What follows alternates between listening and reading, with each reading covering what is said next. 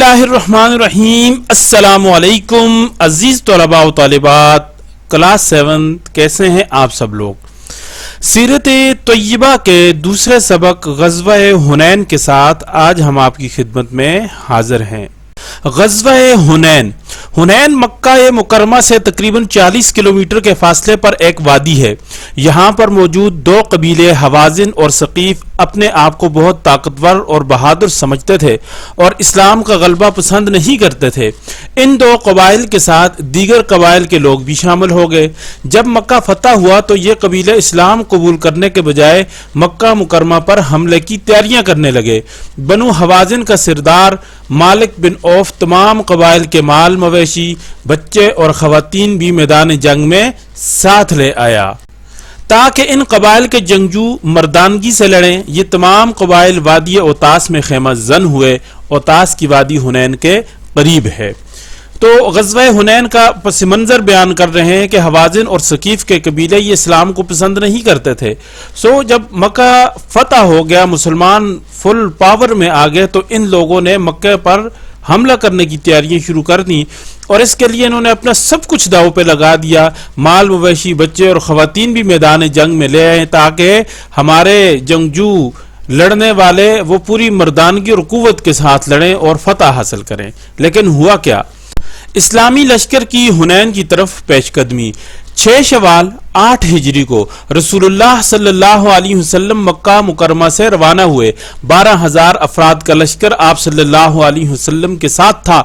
10,000 वो जो फतह मक्का के लिए आप सल्लल्लाहु अलैहि वसल्लम के हमरा तशरीफ लाए थे, यानी मदीना से आए थे, और 2,000 मक्का के लोग जिनमें अक्सरियत 9 मुस्लिमों की थी।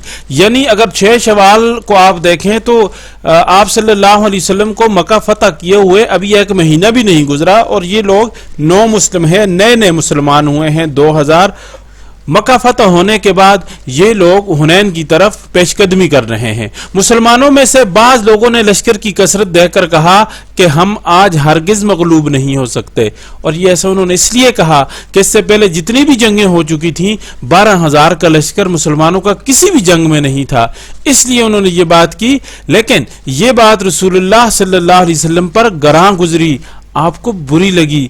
क्यों? इसलिए कि फतह वो अल्लाह रब्बुल इज़्ज़त देने वाला है। वो तादाद के हिसाब से इंसान फतह हासिल नहीं कर सकता।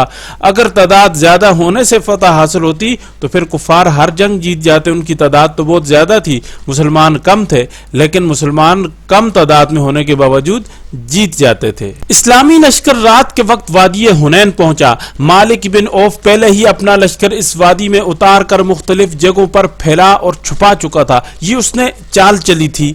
जंग करने का एक तरीका होता है। उसने रात को अपने लश्कर को ऐसी जगहों पर बिठा दिया कि जहां से वो मुसलमानों पर हमला कर सकें। मुसलमान दुश्मन की मौजूदगी से बिल्कुल बेखबर थे। मुसलमान आगे बढ़े तो बनु हवाज़िन के जंगजुओं ने अचानक मुसलमानों पर तीरों की बारिश कर दी। इस अचानक हमले से मुसलमान संभल न सके। इनमें ऐसी भगदड़ मची कि कोई किसी की तरफ देख नहीं रहा था। हर तरफ अफरा तफरी का समा था। इस शदीद भगदड़ में भी रसूलुल्लाह सल्लल्लाहु अलैहि वसल्लम इस्तिकामत का पहाड़ बने रहे, इसलिए कि आप सल्लल्लाहु अलैहि वसल्लम कायद थे, और कायद वो मुश्किल वक्त में अपनी कौम को लीड करता है, और ये वक्त मुश्किल था मुसलमानों के ऊपर। इसलिए आप सल्लल्लाहु अलैहि वसल्लम का रुख कुफ्फार की जानब था और आप सल्लल्लाहु अलैहि वसल्लम आगे बढ़ते हुए फरमा रहे थे, अनन नबिय्यु ला कज़िब अना इब्नु अब्दुल मुत्तलिब, मैं नबी हूं, ये झूठ नहीं, मैं अब्दुल मुत्तलिब का बेटा हूं।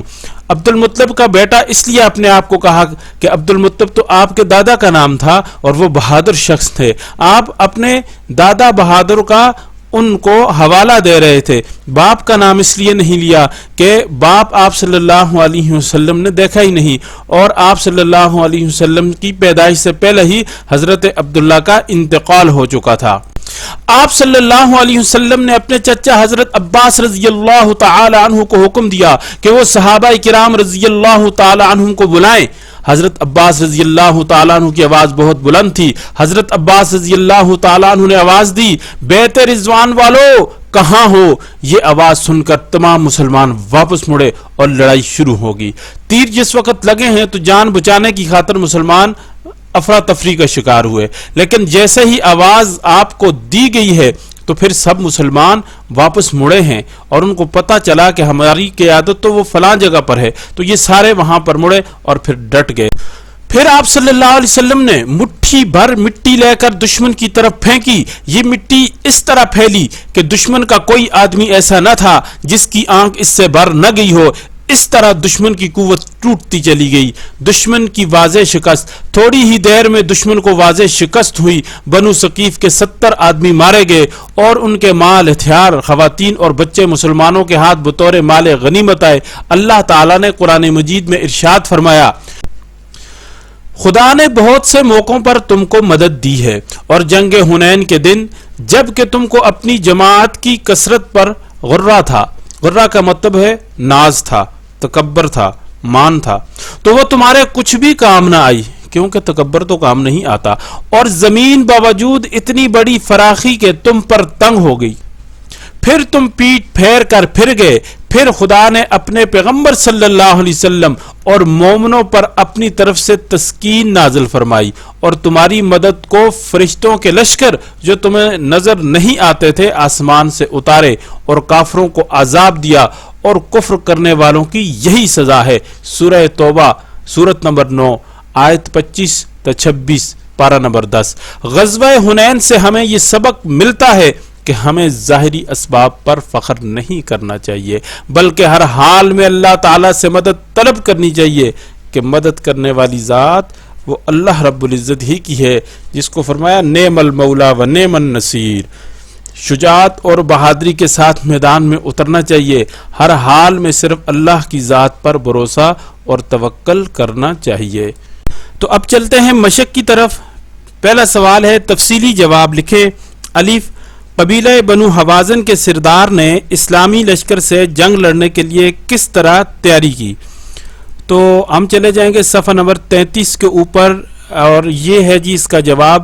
مالک بن عوف پہلے ہی اپنا لشکر اس وادی میں اتار کر مختلف جگہوں پر پھیلا اور چھپا چکا تھا۔ مسلمان دشمن کی موجودگی سے بالکل بے خبر تھے۔ مسلمان آگے بڑھے تو بنو حوازن کے جنگجوؤں نے اچانک مسلمانوں پر تیروں کی بارش کر دی۔ یہاں تک ہو گیا پہلے سوال کا جواب۔ دوسرا سوال ہے جی، غزوہ حنین کی ابتدا میں مسلمان کیوں پسپا ہوئے؟ ہم پھر چلیں گے صفحہ نمبر 33 کے اوپر، اور یہ اس کا جواب کہ مسلمانوں میں سے بعض لوگوں نے لشکر کی کثرت دیکھ کر کہا کہ ہم آج ہرگز مغلوب نہیں ہو سکتے۔ یہ بات رسول اللہ صلی اللہ علیہ وسلم پر گراں گزری۔ یہاں تک ہو گیا جواب۔ اب تیسرا سوال ہے جی، جیم، غزوہ حنین میں رسول اللہ صلی اللہ علیہ وسلم کی شجاعت کا حال بیان کریں۔ تو صفحہ نمبر 33 کے بالکل آخر میں یہ پیراگراف ہے، اس شدید بگدڑ میں بھی رسول اللہ صلی اللہ علیہ وسلم استقامت کا پہاڑ بنے رہے۔ یہاں سے لے کے یہ بالکل پیج کے آخر تک اس کا جواب ہو گیا۔ اور دال، غزوہ حنین سے ہمیں کیا سبق ملتا ہے؟ بالکل سبق کا آخری پیراگراف ہے، غزوہ حنین سے ہمیں یہ سبق ملتا ہے، یہاں سے لے کے آخر تک توکل کرنا چاہیے۔ یہ ہو گیا آخری سوال کا جواب۔ دوسرا سوال ہے جی، مختصر جواب لکھیں۔ الف، وادی حنین مکہ مکرمہ سے کتنی دور ہے؟ تو اس کا جواب ہے وادی حنین مکہ مکرمہ سے 40 کلومیٹر دور ہے۔ با، اوتاس کی وادی کہاں ہے؟ تو اس کا جواب ہے اوتاس کی وادی حنین کے قریب ہے۔ جیم، غزوہ حنین کس سن ہجری میں پیش آیا؟ تو اس کا جواب ہے کہ غزوہ حنین 6 شوال سن 8 ہجری میں پیش آیا۔ دال، حضرت عباس رضی اللہ تعالی عنہ نے صحابہ کرام کو کن الفاظ میں پکارا؟ تو صفحہ نمبر 34 پر ہم چلے جائیں گے۔ یہ سوال کا جواب کہ حضرت عباس رضی اللہ تعالیٰ عنہ نے آواز دی، بیت رضوان والو کہاں ہو؟ ہاں، غزوہ حنین میں بنو ثقیف کے کتنے آدمی مارے گئے؟ صفحہ نمبر 34 پر موجود ہے، بنو ثقیف کے 70 آدمی مارے گئے۔ تیسرا سوال، خالی جگہ پر کریں، یہ آپ نے خود پر کرنی ہے۔ آپ کو پتہ ہونا چاہیے سبق پڑھنے کے بعد کہ کون سی خالی جگہ میں کیا لفظ استعمال ہوتا ہے۔ چوتھا سوال، درست جواب پر ٹک کا نشان لگائیں، ہم ایرو کا نشان لگائیں گے۔ غزوہ حنین میں دشمن کے کتنے آدمی مارے گئے؟ تو جیم آپشن ہے 70۔ بنو حوازن کے سردار کا کیا نام تھا؟ الف آپشن ہے مالک بن عوف۔ جیم اسلامی لشکر میں مکہ مکرمہ کے 9 مسلم لوگوں کی تعداد کتنی تھی؟ با آپشن ہے 2000۔ دال بگدڑ مچ جانے کے بعد آپ صلی اللہ علیہ وسلم کے ساتھ کتنے آدمی رہ گئے؟ تو یہ سارے آپشن میرے نزدیک غلط ہیں، اس لیے کہ تاریخ کی کتابوں میں، احادیث میں، تفاسیر میں یہی لکھا ہوا ہے کہ سینکڑوں صحابہ کرام آپ کے ساتھ تھے۔ بھاگے کس طرف بھاگے؟ تو کہیں بھی نہیں۔ 2000 مکہ کے رہنے والے تھے، 10,000 مدینہ کے رہنے والے تھے۔ یہ ایسے تو نہیں کہ گلی سے بھاگ کے بندہ گھر چلا جائے، وہ تو سینکڑوں میل دور تھے ان کے گھر۔ صرف یہ ہے کہ جس وقت حملہ ہوا، تتر بتر ہوئے، دائیں بائیں ہوئے، حضرت عباس رضی اللہ تعالیٰ عنہ نے آواز دی تو ان کو پتہ چلا کہ حضور صلی اللہ علیہ وسلم ادھر ہیں، تو پھر سارے وہاں آگے مل کے لڑے، دشمنوں کو شکست دی انہوں نے۔ تو چلیں ہم اس میں سے دال کو چوز کر لیتے ہیں 13۔ بہرحال یہ سب کا سب جو ہے نا وہ غلط ہے، اور شاید یہی وجہ ہے کہ کتاب میں سبق کے اندر اس چیز کا تذکرہ ہوا نہیں ہے کہ کتنے صحابہ کرام ساتھ رہے، جبکہ MCQs میں انہوں نے دے دیا ہے۔ تو ایک ایسی MCQs سبق کے اندر جس کا وجود ہی نہیں ہے، تو سوال تو اس پہ اٹھتا ہے کہ یہ غلطی ہوئی ہے پنجاب بورڈ کی طرف۔ لیکن یاد رہے کہ یہ ایک تاریخی غلطی ہے پنجاب بورڈ کی طرف سے، اس کتاب کے اندر اس کو درست کرنے کی ضرورت ہے۔ ہاں، غزوہ حنین کس سن ہجری میں لڑی گئی؟ تو با آپشن 8 ہجری۔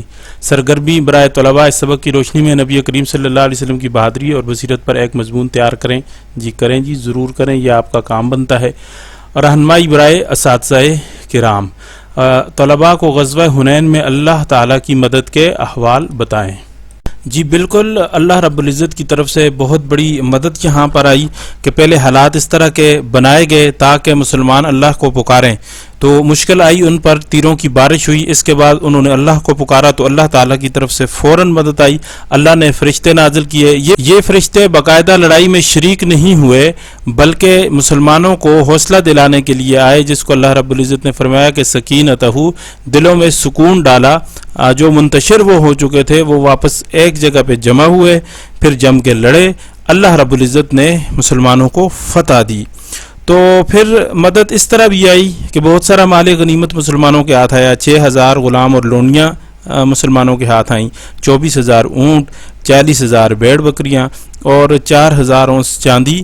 اس طرح کی بہت ساری چیزیں جو کہ اس سے پہلے اتنی بڑی تعداد میں مسلمانوں کو نہیں ملی تھیں وہ ملیں۔ تو یہ سب اللہ رب العزت کی مدد کے احوال تھے جو آپ کے گوش و گزار کی ہم نے۔